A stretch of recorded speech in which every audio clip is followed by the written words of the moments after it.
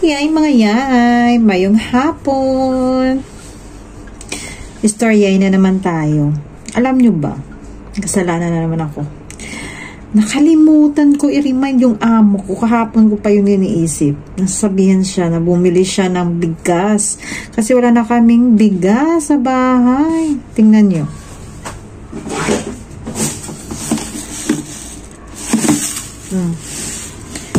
Nakalimutan ko. Nagsaing ako kanina. Umaga kasi nga.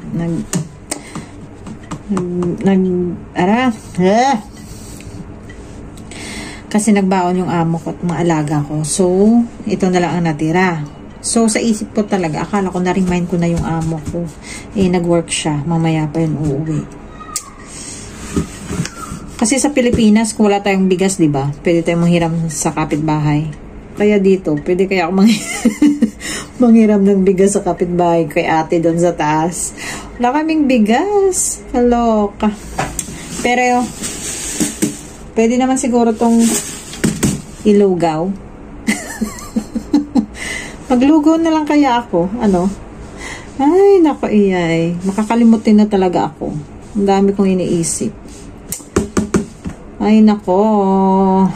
Sabihin na naman sa akin, iyay. Bakit hindi ka nagsabi ng early pa? Kalimutin ako. Kahit magsabi kasi ako ng early, hindi yan bibili hanggat wala na talaga. Wala na. So, kaya yan.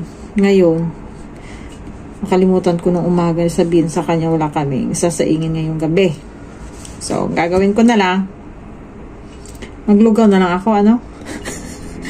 Maglugaw na lang kami muna. Wala munang rice. Ay, nako iyay. Ciao lang. Bye-bye. I'm going inside. Yay, mga yay. Bibili tayo ng bigas. Di ba wala tayong bigas? Dito tayo na bibili ng bigas sa 759. Go inside na.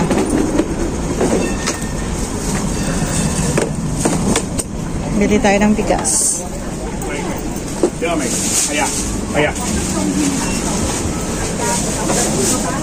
Bigas na bibilhin ko ay ito.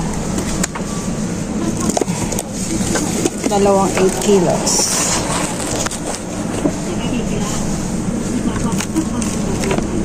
Ay, mabigat siya, mabigat.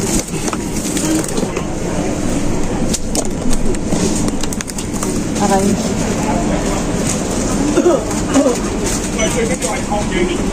Bayad tayo.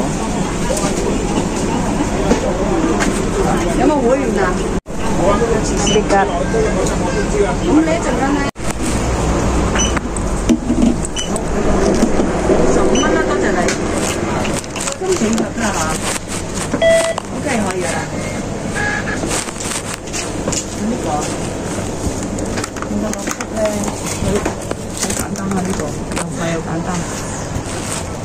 Two rice. Two pieces. Yeah. 152. 152. Yeah. Sorry. 30. 52. $2. Yeah. Wait. Here. Is it right? Yeah. Thank you. Thank you. Hiya. Thank you. Welcome. Nakapili na tayo yan. Kaya ciao na. Bye-bye. I'm going inside. I'm going inside mga yay.